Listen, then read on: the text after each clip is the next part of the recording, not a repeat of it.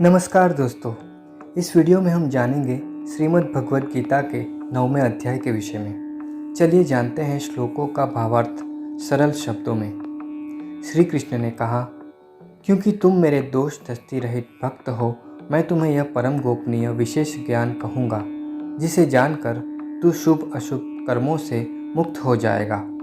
यह ज्ञान सभी विद्या का राजा, गूढ़ से गूढ़, परम पवित्र, धर्मयुक्त, अविनाशी और आचरण में सुखद है। हे शत्रु विजेता, धर्म के प्रति श्रद्धा न रखने वाला मनुष्य मुझे न प्राप्त करके जन्म मृत्यु रूपी मार्ग से संसार में फिर से आते हैं। ये समग्र संसार मेरे कारण मेरे ही अव्यक्त रूप में व्याप्त है। सभी मुझ में स्थित है, किंतु मेरा स्वरूप उनमें स्थित नहीं है। सभी मुझ पर आधारित है। मेरे योग ऐश्वर्य को देख। मैं सभी का पालन करता हूँ, किंतु मेरी आत्मा उन सभी में स्थित नहीं है, क्योंकि मैं ही इनका सर्जक हूँ। जैसे सर्वत्र रहने वाला प्रबल वायु आकाश में स्थित है, वैसे ही सर्व प्राणी मुझ में स्थित है, ऐसा समझ। हे अर्जुन, कल्पों के अंत में सभी जीव मेरी प्रकृति को प्राप्त होते हैं और कल्पों के प्रारंभ में फिर से मैं उन्हें उत्पन्न करता हूँ।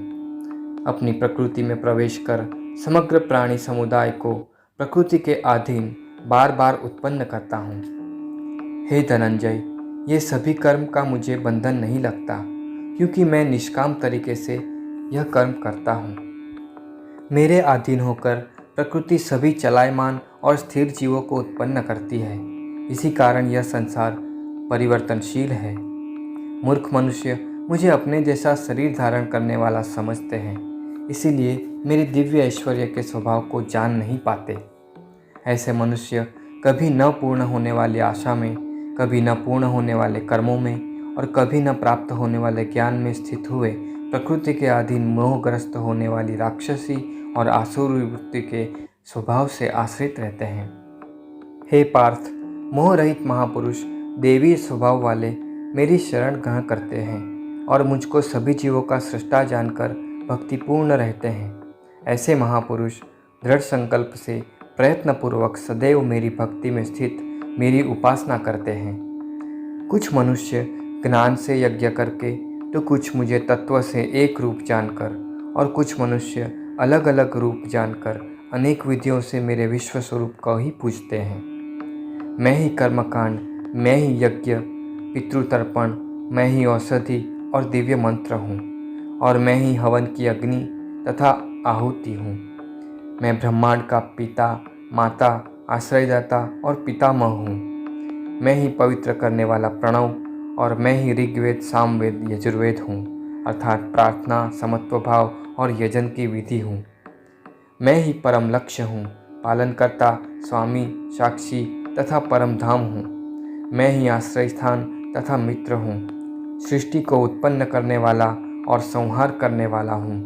हे अर्जुन, मैं ही सूर्य में तप कर जल को भाप रूप में रोक कर बारिश में उत्पन्न होता हूँ। मैं ही अमर तत्व हूँ, मैं ही मृत तत्व हूँ, मैं ही चेतन और जड़ तत्व में हूँ। जो मनुष्य वेदों के आधारित यज्ञों द्वारा सोमरस पान करने वाले स्वर्गलोक की प्राप्ति के लिए मेरी पूजा करते हैं, वे अपने पुण्यों के फल स्वरूप स्वर्गलोक में जन्म प्राप्त कर देवी देवताओं के सुख भोगते हैं।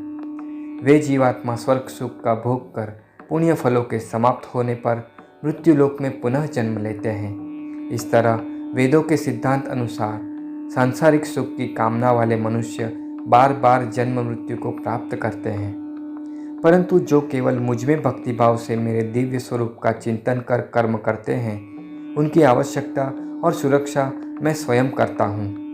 हे कुंती पुत्र, जो मनुष्य श्रद्धापूर्वक अन्य देवी देवताओं की पूजा करते हैं, वह परोक्ष रूप से मेरी ही पूजा करते हैं, किंतु उनकी पूजा मेरी प्राप्ति के लिए अयोग्य विधि है।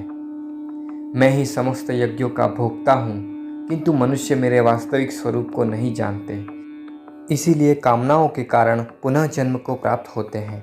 जो देवी देवताओं को पूजते हैं वे देवताओं को प्राप्त करते हैं, जो पितरों को पूजते हैं वे पितरों को प्राप्त करते हैं, जो भूतों को अर्थात जीवित को पूजते हैं वह जीवलोक प्राप्त करते हैं, परंतु जो मेरी पूजा करता है वह मुझे ही प्राप्त कर लेते हैं। जो भी पत्र, फूल, फल या जल निष्काम भक्ति भाव से मुझे अर्पित करता है वह सब मैं स्वीकार करता हूँ। हे कुंती पुत्र, तू जो कर्म करता है, जो भी खाता है या हवन करता है और जो भी दान करता है और तपस्या करता है वह सब मुझे समर्पित करते हुए कर। इस प्रकार तू शुभ अशुभ कर्म फलों से मुक्त होगा और मन से कर्म को त्याग कर मन को परमात्मा में स्थिर कर तू मुझे ही प्राप्त होगा। मैं सभी प्राणियों में समान रूप में स्थित हूँ, न तो मैं किसी के द्वेष करता हूँ और न ही कोई मेरा प्रिय है, किंतु जो मनुष्य शुद्ध भक्ति भाव से मेरा स्मरण करता है तब वह मुझ में स्थित रहता है और मैं भी उसमें स्थित रहता हूँ। हे अर्जुन, वह शीघ्र ही मन से शुद्ध होकर धर्म का आचरण करते हुए चिरस्थायी शांति को प्राप्त होता है। इसीलिए तू निश्चित होकर घोषित कर दे कि मेरे भक्त का नाश नहीं होता। हे पार्थ, मेरी शरण ग्रहण करने वाले स्त्री, वैश्य, शुद्ध या अन्य कोई भी निम्न योनि में उत्पन्न होने वाले मनुष्य परम गति को प्राप्त करते हैं, तो फिर पुण्यात्मा, ब्राह्मण, भक्त और राजर्षियों का तो कहना ही क्या है। इसीलिए क्षण में समाप्त होने वाले दुखमय जीवन में मेरा ही स्मरण कर। तू मुझ में ही मन को स्थिर कर मेरा भक्त बनकर मेरी पूजा और मुझे नमस्कार कर। इस प्रकार मुझ में संपूर्णतः शरण होकर तू निश्चित रूप से मुझे ही प्राप्त होगा। इति श्रीमद्भगवद्गीता अध्याय 9 परम गृह ज्ञान समाप्त। दोस्तों, ये थी जानकारी अध्याय 9 के विषय में।